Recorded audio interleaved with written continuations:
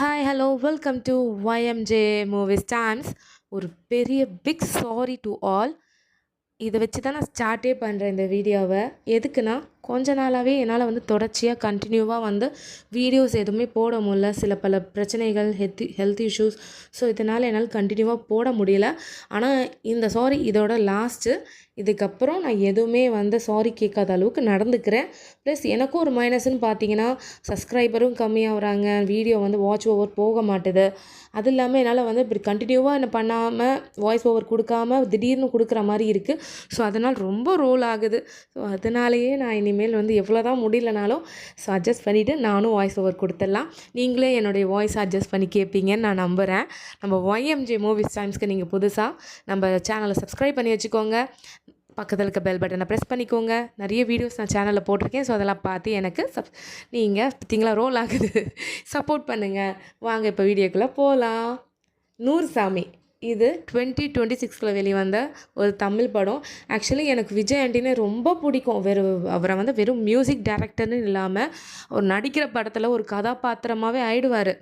So அந்த அளவுக்கு செம்மையாக ஆக்ட் பண்ணுவார்.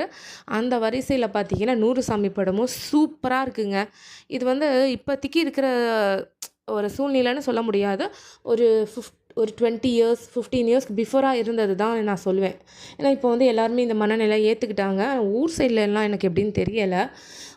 கல்யாணம் ஆகி கொஞ்ச நாளே ஒரு 26 இயர்ஸ்லேயே நம்ம படத்தோட ஹீரோயின் ஹஸ்பண்டை இழக்கிறாங்க. அவங்களுக்கு 2 பசங்க இருக்காங்க. அந்த 2 பசங்களை வச்சு எப்படி அவங்க செட்டில் பண்ணுறாங்க பசங்களோட லைஃப்பை அப்படிங்கிறது கதை. ப்ளஸ் செட்டில் ஆன பசங்க அவங்க அம்மாவோட லைஃப்பை எப்படி செட்டில் பண்ணுறாங்க அப்படிங்கிறது தான் மீதி கதைங்க. ஏன்னா அந்த அளவுக்கு சூப்பராக இருக்குங்க. இதில் விஜய் ஆண்டனி நம்ம ஹீரோயினுக்கு செகண்ட் ஹஸ்பண்டாக வராரு. ஏன்னா ஃபர்ஸ்ட் ஹஸ்பண்ட் இறந்துறதுனால இவங்களுக்கு செகண்ட் ஹஸ்பண்டு. விஜய் ஆண்டனியுமே பார்த்தீங்கன்னா அவங்க ஒய்ஃபை சின்ன வயசுல இழந்துடுறாங்க. விஜய் ஆண்டனிக்கும் ஒரு பொண்ணு இருக்காங்க. ப்ளஸ் இவங்களுக்கு அந்த ஏஜ்னு பார்க்கும்போது நம்ம ஹீரோயினுக்கு 42வும் நம்ம ஹீரோவுக்கு 46 சம்திங் அந்த மாதிரி இருக்குது.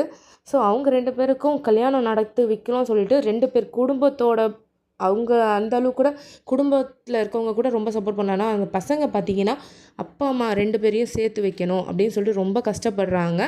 கஷ்டப்பட்டு லாஸ்ட்டில் அவங்க சேர்த்து வச்சாங்களா இல்லையாங்கிறது தான் நம்ம OTTலேயும் இருக்குது. இந்த படம் ZEE5ல இருக்குது. ஸோ கண்டிப்பாக எல்லோரும் பார்க்கலாம். அவ்வளோ சூப்பராக இருக்குங்க.